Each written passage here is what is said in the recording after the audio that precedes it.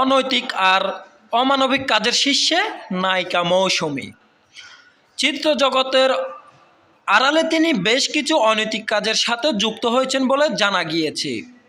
নায়ক, গায়ক কিংবা চিত্রজগতের পরিচালকই নয়, বেশ কিছু নেতা এবং প্রভাবশালীদের সাথেও সময় কাটিয়েছেন বলে জানা গিয়েছে।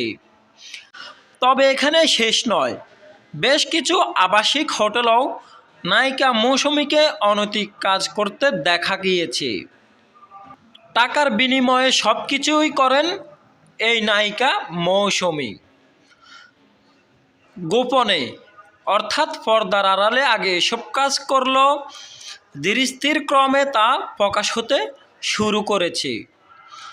তিনি প্রথম দিকে চিত্রজগতে যখন সুযোগ পান তার আগ থেকেই পরিচালকদের সাথে সময় কাটাতে হয়েছে।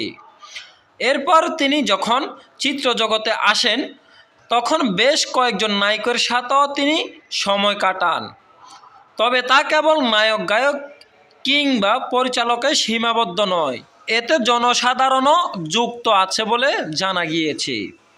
প্রিয় দর্শক, এমন সকল নিত্য নতুন গোপন তথ্য পেতে আমাদের চ্যানেলটি সাবস্ক্রাইব করে পাশে থাকুন। ধন্যবাদ।